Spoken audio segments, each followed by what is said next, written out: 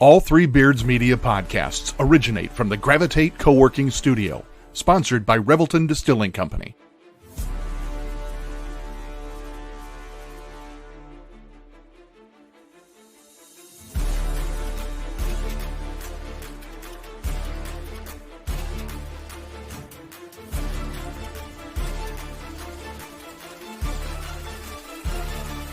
Drop it.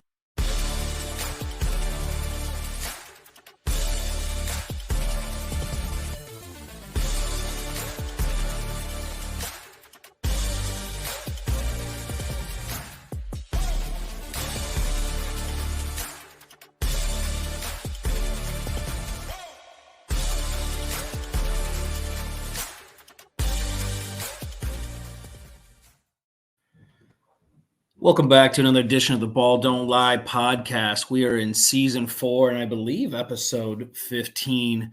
I'm Ted Hawley, joined here as always with Justin Smool, and we are broadcasted live from the Gravitate Co-working Studio and brought to you by Revelton Distilling Company.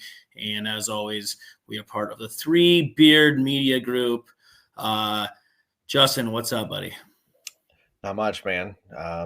Holidays are here, bowl games are moving, and we're itching closer to the NFL playoffs. Yeah, NFL playoffs are getting close, and I can't remember this many teams still being this in the race with so many different spots available like this year, which is crazy. It's wild. I thought about this today. I was going to mention our group text, but I didn't. But man, I think going forward with all these quarterback injuries, I think even the teams with good quarterbacks need to actually start thinking about drafting good backups, because at this stage in the game, it's actually a higher probability. Just look at the AFC down the list. Look at how many backups are going to be starting in the playoffs this year. So I think it puts a huge emphasis on drafting a quality started backup that's young. Well, we talked about this a little bit. Yeah. Preseason too, with the new rule of being able to carry the 3 quarterbacks now, that the emphasis would be way more on getting these guys out there. But I mean, just look around. When you see a guy like Jake Browning, who's actually playing well right now, it is such a big deal for your team to not lose something to that. Especially if you got a guy that can keep you chugging along, and you can, I mean, there's 8 or 9 starting quarterbacks that are out for possibly this season to finish the year. That's unheard of. Maybe the Packers were just way ahead of the time drafting Love with Rodgers. Maybe. And then Rodgers just waited to go to the Jets until that went the other way. Yeah. But to recap last week a little bit, I had, I think, my worst week of the year for sure in the NFL. You did all right. I ended up going 1-5 to put me back to 43, 36, and 2 on the season. Still 7 games above after that crappy week. And I had you going 3-2. Also has you 7 games above in the year, 48, 41, and 5. We went 2-3 in our circa. After our 5-0 week, looking to back it up, we had the Eagles minus 3.5, and it was right there. And you could just feel it coming a little bit. I got double whammied on it too. I had that, and then I was up 0.3 in a fantasy football playoff game, and he had the Seattle kicker, so he ended up beating me by some decimal points to move on there. But it was a tough break there. We're still at, for the new quarter, in the last quarter for the circa millions, we're still at 7-3 for that quarter. But man, boy, 8-2 would have been a lot better. Yep, for sure. Yeah, still has us at 60% of the season. We're at 45-30 for the season there. We just got to finish. We need a couple 4-1, 5-0. Yeah. Yep. Just here to kind of keep ourselves in the mix with that. Yep. But look, last week was tough. I actually see the board a little better this week. Even though I haven't, full disclosure, it's been a wild week with work and stuff, that this is probably the least amount of prep work I've done on it. So maybe I'll help turn it around a little bit and not overthink plays.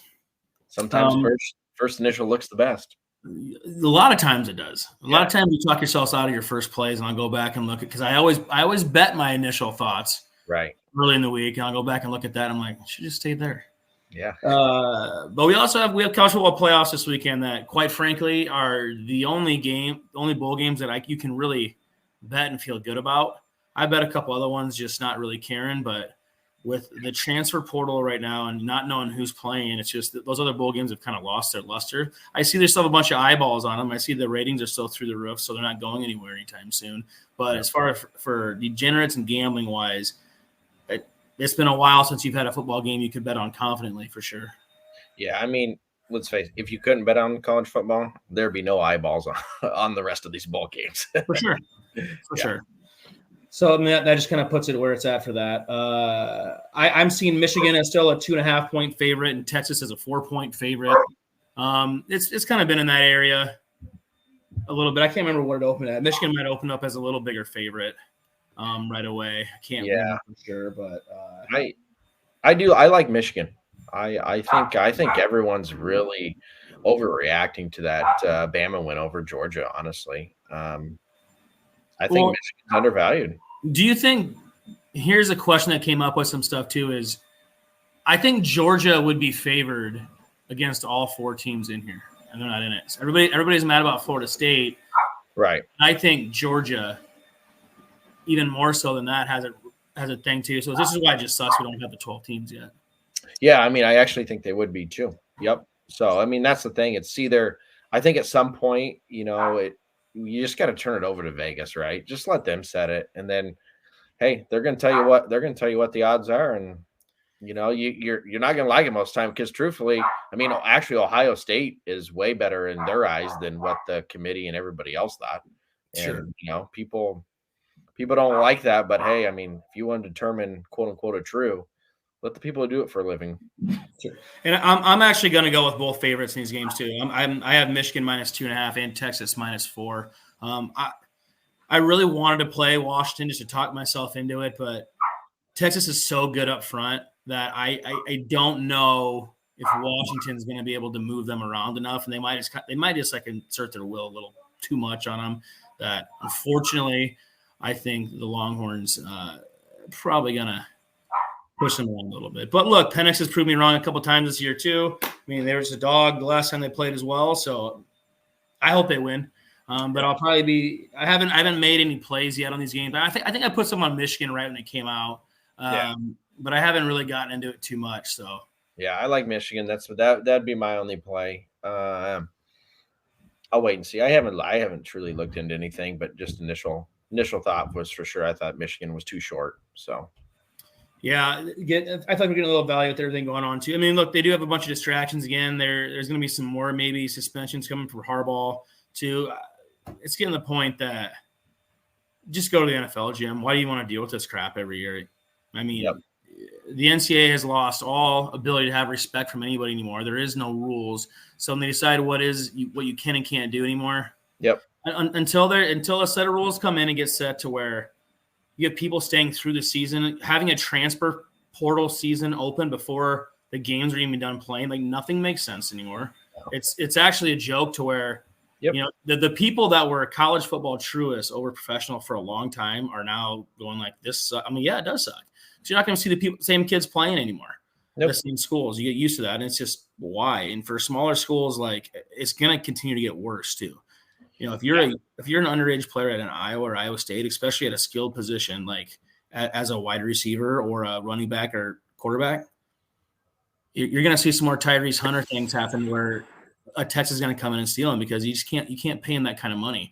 And at some point, you just have to go. We're not going to get in that mix. We have these little collectives, but what we think we're raising for money does nothing compared to what some of these oil schools and these bigger boosters have. Like we can't compete in Iowa with that.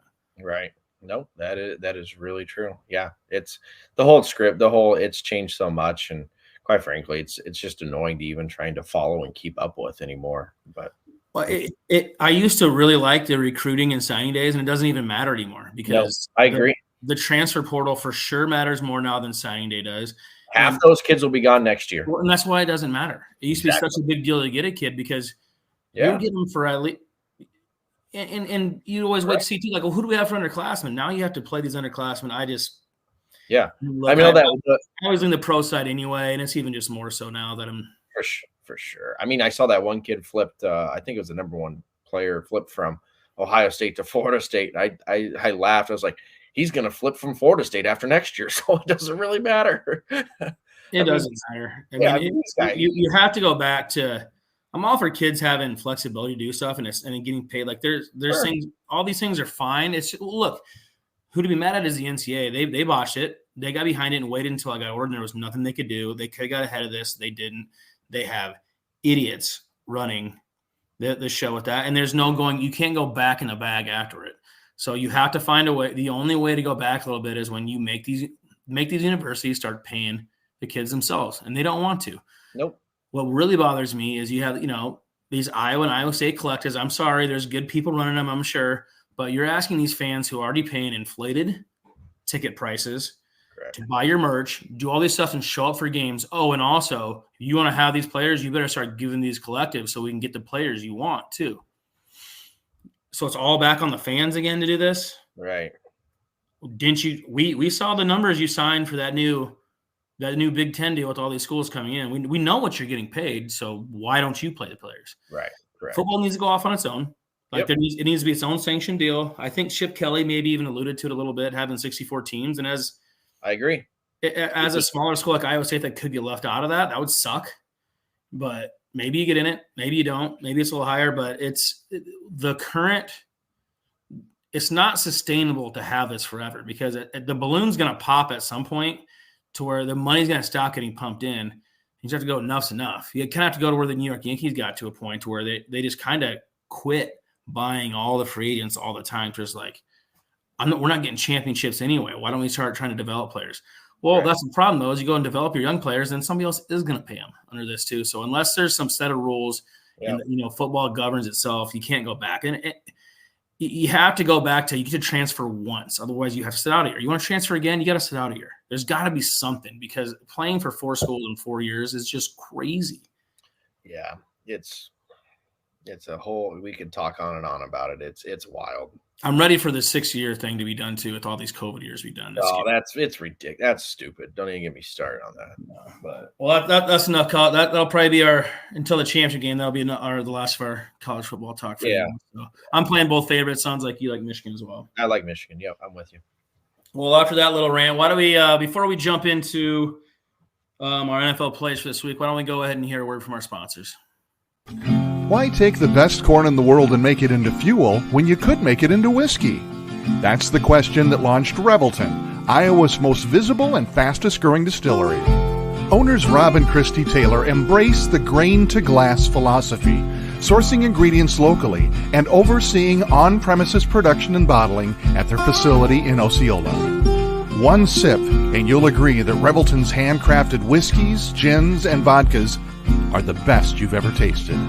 And with the launch of their rye whiskey, made with 100% Iowa-grown rye and corn, and their new bourbon coming soon, there's more Revelton to love than ever.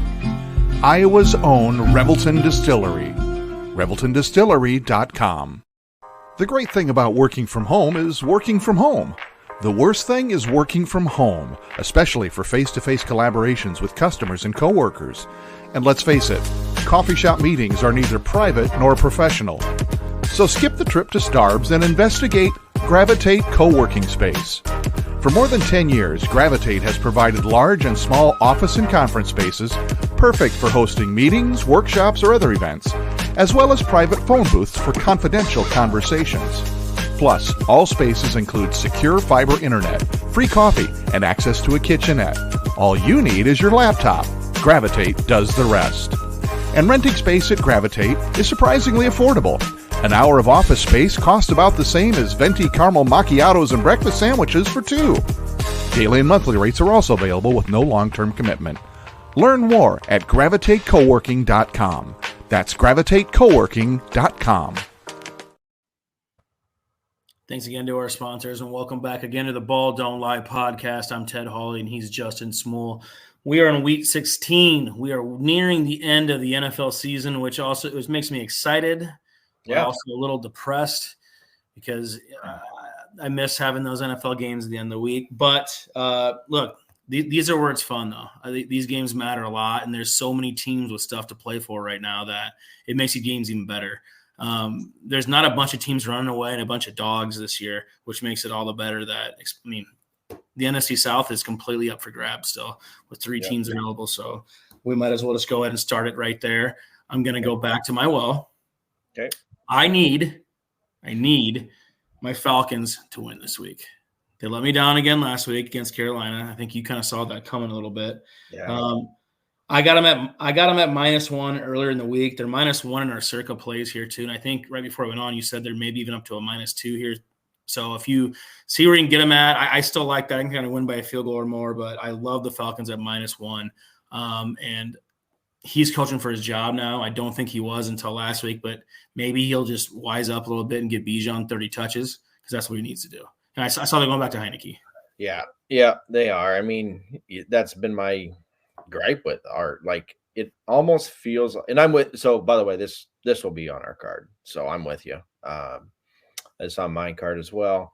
I mean, Art, it's not to the extent of like a Josh McDaniels, the biggest. He thinks he's the smartest guy in the room, but it's damn near coming to that point. And it's like, dude, you drafted Bijan. He is a freak talent. Give him the ball. What are you doing? So doesn't it feel like he didn't draft him, or maybe that wasn't his decision? That's exactly right. And he's trying to prove a point by saying, the McDaniels way, right? I'm the smartest guy in this room. I drafted Ritter. He can play in this league. He's not a starter. He's not a starter for it. If you want to get to the level you want to get at, that's not your guy. Maybe he can be a backup, but he's proven he's not the guy. That turnover late in the game last week, I mean, the game's over. Don't throw that ball. No. Take your field goal there, and the game's over. Right. And you know what? Maybe, hey, we say this all the time. Some guys just aren't head coaches, and Art may be one of them.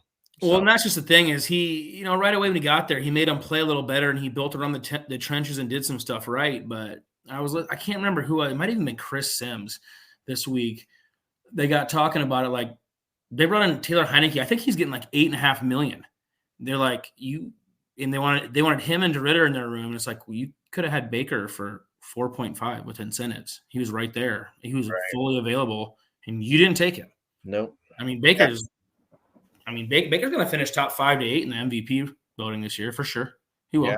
Yeah. I think, and too, I think Colts just a tad over. It's a good sell high here on Indy, I believe. I know Taylor's going to be back, but I'm just putting my faith in Art here to really wake up and bounce back here with the. He has to get this win. Like he has to get this win. He's currently on the hot seat if you don't. Yeah, for sure. So all right. All right.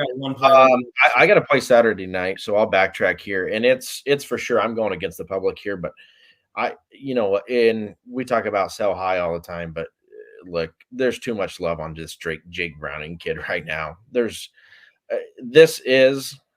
don't like Pittsburgh, and none of us do, but if there's ever a Mike Tomlin rah spot, this is it. My only worry to stay away from this game is because I think for the first time, maybe in the Tomlin era, he's maybe lost the locker room.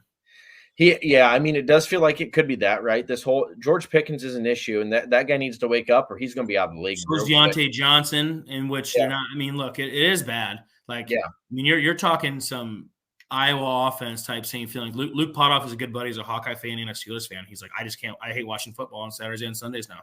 I want to turn the TV off when both teams run offense. I'm like, yeah, but you're going to score on special teams and defense and win anyway. Right. This is the spot. This depends. It is a spot. You're completely right. It would be here or nothing for me. Yeah. The thing that scares me is that I think for possibly the first time, he's maybe lost his locker. Sure. And that makes I love the switch of quarterback because Trubisky ain't it. And if he was playing, I'm not on it, but I do believe Rudolph has the capability to move it. He will move it. He is not afraid to move it downfield. No, he will throw it downfield. And that might be what those two guys on the outside need is just some early touch to get the ball out and just throw it down. Yep. So that's what I'm banking on. Tomlin as a home dog's never a bad bet. Correct. It's just like Vrabel. Yeah, you're right about that. Yeah. You're right about that. Well, I'll backtrack a little bit then too. This game, I leaned early right away when the lines came out. I leaned the Rams just because I think you and I both like them a little bit. Mm-hmm. And then I started looking into it a little bit. And when there's 89% of the bets and like 82% of the money, whatever, is on the Rams side and the line's not moving, it tells you all you need to know. And this just seems like a spot to where the Rams might get snapped. It feels like it. Doesn't it? To where the Saints kind of just back in their way with this too. So the more and more I thought about it, I'm actually loving the Saints tonight, and I put three units on it actually. Oh wow, okay, yeah. I mean, you make plus 4 by the way, +4. Yeah, there's certain teams. I mean, we'll get into the card, right? But there's just certain teams. We talk in last week. That's the way I was with Atlanta. I just like there's certain teams I just can't lay points with on the road. There's certain teams I don't want to bet when they're laying more in a field goal. The Rams are that team. Sure, and I love them as dogs. I think they can back their cover anybody. Yeah. You want to give us a dog on the road with Rams? Well, we like them. I mean, they were good for us at Baltimore a couple of weeks back. I still like them, and they could win this game by 3, and I'll still be happy. You're right, exactly. I'd be with you. It's Saints or nothing for me too. But I'm just passing on it because I don't know. Who knows? I don't know what shows up in this game. It could be pretty ugly. My second, so I said Vrabel's a home dog. Where I'm going to go back here. I had a gross loss with him last week, but I like him. This, what I just said, Seattle as a road favorite. Nah, no thanks. They don't deserve to be. I wouldn't bet them as a road favorite over anybody in this league. And it's a brutal spot. We saw what happened on Monday night, the huge comeback. I think everyone's saying, oh, Seattle still has a chance. Yeah, maybe. I mean, yeah, theoretically they do. I think it's brutal, just a brutal situation. And actually, it looks like Tannehill might get the nod here because Levis might be out. Really? Yeah. So that's interesting, actually. I actually think that helps him. If that is the case, even if it is Levis, I'm okay with it. Vrabel's that coach. He doesn't tank. You don't have to worry about that. You don't have to worry about the effort. If an owner came and told him to tank, he would do that. Absolutely not. It's just not in his DNA. Nope, not him. So that's one thing you don't have to worry about or question, which I like. Letdown spot. It's a huge letdown spot, and it's going to be a weird situation too for Seattle on this. I actually liked Seattle a lot earlier in the week. I actually might even bet them, but completely off them now. And if they trot Geno out, there might be some mixed feelings because Locke actually played pretty good in the second half. That last touchdown throw was a big boy throw, by the way. It was a good throw. Great. And as a Broncos fan, I'm like, yeah, I've seen that, but have you seen the other stuff that he does? Right. So if they do trot him back out there, you're going to see the other Drew Lock as well. Correct. Yep. Yeah. You take the good and the bad with him. And I Drew Lock at home. That sounds great. Drew Lock on the road's a very different thing. Yeah, favored. Yeah, no thanks. And I don't want to banged up Geno either. No, I agree. I don't see Seattle moving the ball, truthfully. So I'll probably stay away from this. I did like Seattle. I don't anymore. So I can get on your. Okay. I'll cheer for you here. I got an ugly one. Okay. In the ugliest game of the week, probably. Ooh, good. I like this. I'm going to take the Commanders on the road +3 at the New York Jets. Okay. They've been terrible. I don't know who they're playing at quarterback yet either. I hope it's Jacoby Brissett. He actually gave him a little shot in the arm, and they about backdoored that last week. But I like Sam Howell too. This is just a spot to where people go back and forth so hard on the Jets, and they looked terrible again last week. So them coming back out as a favorite against anybody again, no thank you. They might struggle to move the ball a little bit, but it's still the Jets. So I'm going to hit the Commanders +3. Okay. Let's see. I'm going to take the Browns laying 2.5 on the road at the Texans. Sounds like Stroud's out. The line, has flipped now because it did open Texans early. We're favored, and now I really think Keenan's up against it here, man.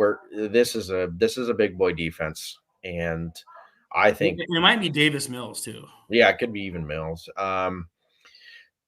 People are really sleeping on this Browns team with all the turmoil and injuries that they've had. I mean, talk about a coach who's done this is an impressive job, in my opinion, this year. That's not being talked about enough. The Jets could have had Flacco in the building.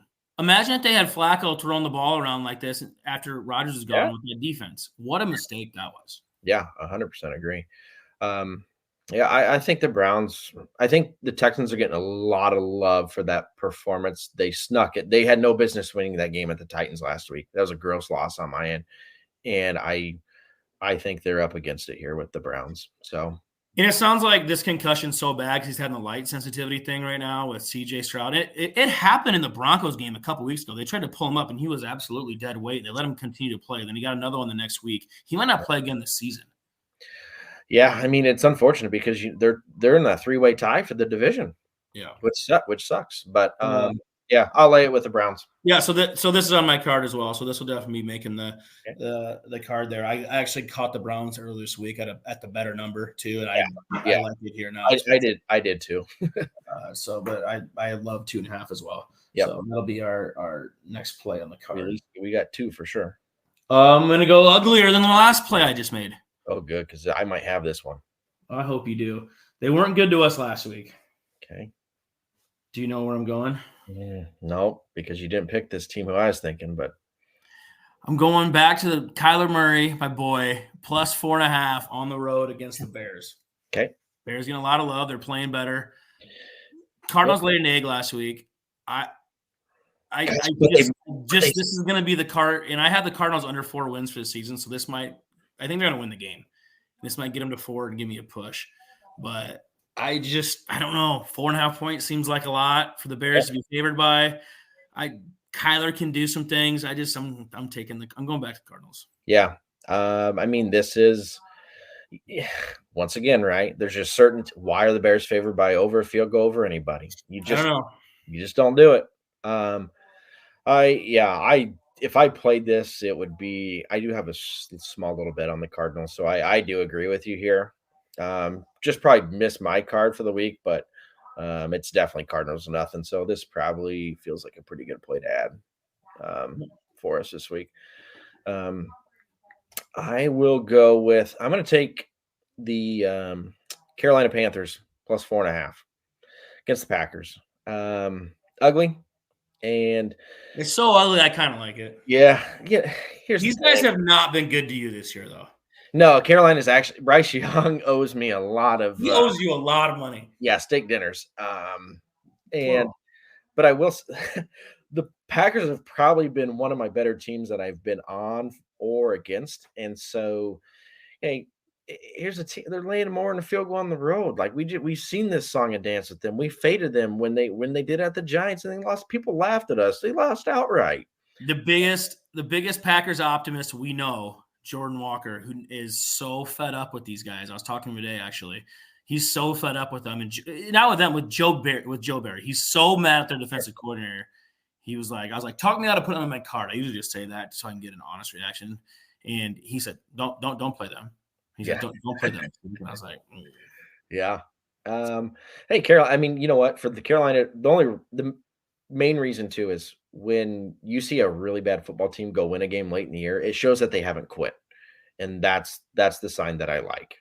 Well, and the other thing for that is you don't get to pick anyway. Like the owner probably doesn't want to look wrong either. He wants you to win some games because sure.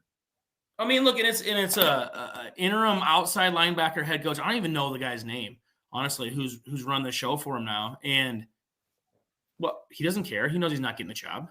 Nope, correct. The only way he can get the job is to go win some games. Yeah, tanking for the owner is not going to do it. So yep. It would be the Panthers or nothing for me here, but I'll probably be staying away from it. Buffalo. Here we go. We got a question from Josh. We talked. By the way, we should go back to Josh, what he said. We talked about last week. We said grab the Bill. If you like the Bills, grab them at 18-1 to win the Super Bowl. Mm-hmm. Because he said, hey, they were favored over Dallas. I guarantee you look at those odds now. They ain't that. He said that Josh wrote here, does Buffalo win out and win the division at plus 210? I would take that bet right now. Because it comes down to the final game at Miami. Well, because so that'll lead into this question here now. I think the Bills the Bills are a top 5. They're playing top 5 football of anybody in the league right now. They were not. I mean, look, the NFL it goes in momentum and stuff too, but right now nobody wants to play them right now. Correct. So I think that's a great bet, and that leads into my next play. Is I'm taking the Cowboys plus 1.5. I think they're going to win this football game. Okay. I think last week was such Dak. It was so bad that they had to come back out of it. Miami had Andy Pottoff's a good buddy of mine. He's a huge Dolphins fan. Their entire offensive line didn't practice yesterday. All 5 starters were not practicing. They don't know who's playing this week. I mean, if you like McDaniel interviews, and they are pretty great, they're like, so what's going on with the line? He goes, yeah. Yeah. Because he doesn't know, which is like, because he doesn't lie. He's just like, yeah, I don't know, man. We're banged up. Yep. That's it. So I think it'll probably come down to that last week in that game. The winner's going to win the division. So Sure. Yeah, I don't have I don't have a feel on this one. I really don't have a feel on this game. I don't know what to make of Dallas. I get it. It was an ugly loss last week, but man, I feel Super like ugly. there's just I'm taking the Vikings +3 at home against the Lions.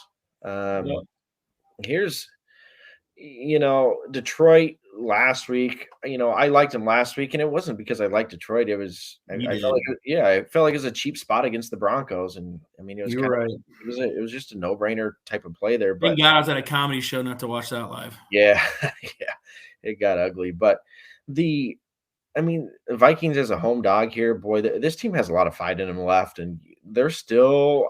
I think they're sneaky to make the playoffs. Detroit, that win kind of gets them pretty much sealed for the division, truthfully. Probably. And it's still going to be hard for them. They aren't really going to get that 1 or 2 seed anyway. So they're kind of in no man's land, truthfully, right now. So give me just the team, home, dog, a lot more to play for. I think the Vikings are live here. I'll cheer for you there. Okay. I got 6 plays there. That'll be it for me. Okay. If you do those play 5 stuff, my least favorite of the bunch is probably the Commanders. Right. So if I leave one of my 6 out, that'd be it. I got let's see. I got 6 for you here now too. I got one more I'll take. I'm going to go against my team. I'll lay it with the Chiefs -10 against the Raiders. The thing here is I just feel like it's a cheap line. I know the Raiders, especially from the defense side of the ball, have played a lot better, but Mahomes absolutely owns this division, period. And every once he'll slip up once, like he did it. He slipped up against your team this year, right? It was like 4 or 5 turnovers or something ugly. But that's the only way you beat him. I just don't see it. I really don't. I think he'll be really motivated. The Chiefs defense is solid. They're at home. They've really owned the Raiders besides the one game a couple years ago there.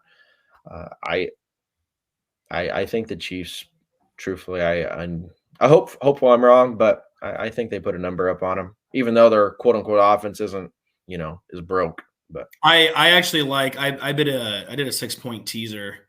You can even do 7 to get a better line. Depends where the Chiefs at. The Chiefs were at like 9 at the time. So I did a 6-point teaser and got Denver at a pick'em and Chiefs at -3. That was my next game that just missed. I was you like Denver? No, Patriots. Oh, you like the Patriots? Yeah. I can't say I like them, but Denver 6 points is a lot. I think Denver's going to win the football game. That's why I like them in a teaser. Sure, I get that. But Denver favored by over a field goal. No, the line's too high there. It would be, if you made me pick the game, I would take probably the Patriots at 6.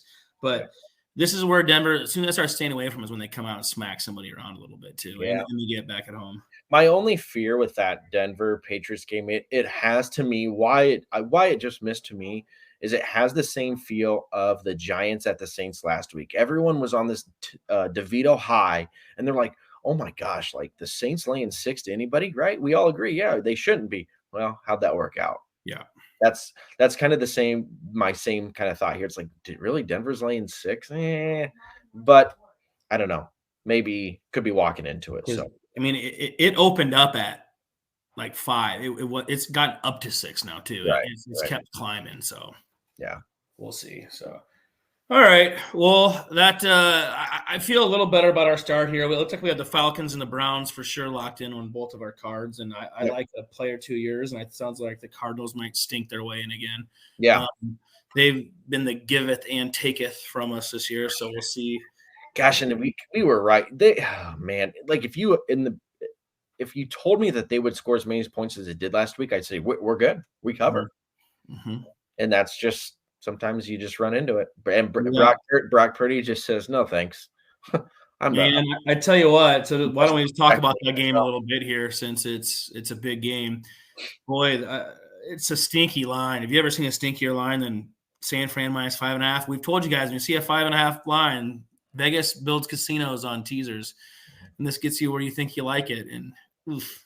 Yeah, I will watch this game. I can't wait to watch this game. Yep, this would be great. I tell you what, and I'll go on a little tangent.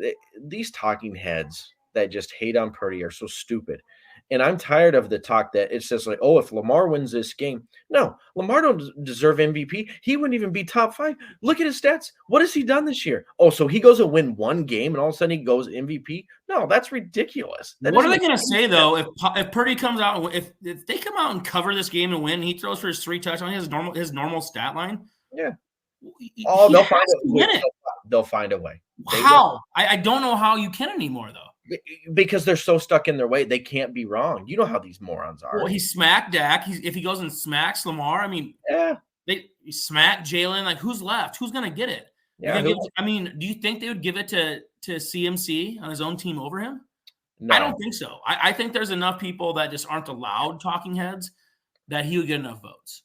I think, yeah. I mean, you win this game and you just, truthfully, Vegas hasn't been betting favorite for a reason.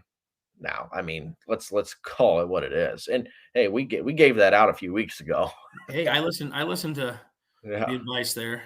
Yeah, I wish I would have put more on it. I know, but yeah, what a game. I hope he plays well. But it does kind of. Yeah, for those reasons, I really want the Niners to cover that. Like, I'll probably end up betting a little bit on it just because I want it to happen. I want the Niners to beat him by a bunch, and means Brock played well. Yep. Because he can't. Everybody keeps saying that too. And it's like. It's annoying. If he doesn't play well, they don't win. He's playing well and they're winning. Correct. Yeah. And if you think by now he's a system guy. What, he had one bad game this year? Yeah. And arguably you made that because of he got concussed. I don't know, man. It was weird. People forget that stuff. But that's, it is what it is. They just don't want him to be well, right? But then they'll say Bryce Young has all the talent in the world. Oh, okay. Most people like these stories, though. That's why it's so weird. It's not like he's a loud, flamboyant guy either. Like there's nothing to hate about the guy yet. People do. It's the weirdest thing. It is weird. The weirdest thing. It is. He is one of the most mind-boggling guys in sports right now. Because people hey, we love the DeVito story. We love Kurt Warner. They love this is everything you want. Yeah, make the movie. It's going to be called Mr. Irrelevant. It's already done. Yeah, right. Kevin James will probably play him. Right. Just like the Sean Payton movie looks nothing like him. What a joke that was. Yeah. All right. Well, that's probably enough. Yeah, that's enough. Tangent for me. We keep under 40 minutes here. Yeah, there we go. I had I had 6 plays for myself. I had you for 7. You had an okay week last week, 3-2. Actually, that's a great week last week. Mine was absolutely terrible. We went 2-3 in Circa. We need a good week this week. So no time like the present. I will be hosting the afternoon drive on KXNO tomorrow from 3 to 6. So maybe we'll have our Circa plays locked in by then, and I can say them on the air there. So yeah, we'll see. But yeah, tune in KXNO tomorrow if you want to hear my ugly voice. That way you don't have to see it like this. But again, my plays 6. I had the Saints tonight +4, Falcons -1, Commanders +3, Cardinals +4.5, Cowboys +1.5, the Browns -2 in the hook. Small has the Falcons -1, Steelers +2, the Titans +2.5, Browns -2.5, the Panthers +4.5, the Vikings +3, and the Chiefs -10. So that'll do it for our Week 16 picks. Again, thank you to our sponsors from Gravitate Co-working Studio and Revelton Distilling Company. Thanks again to our partners at Three Beards Media. Thanks to Chris Spaghetti, producing in the background. And you got anything left to add, buddy? Nope. All right. Thanks for listening again. As always, I'm Ted Small. Cash that ticket.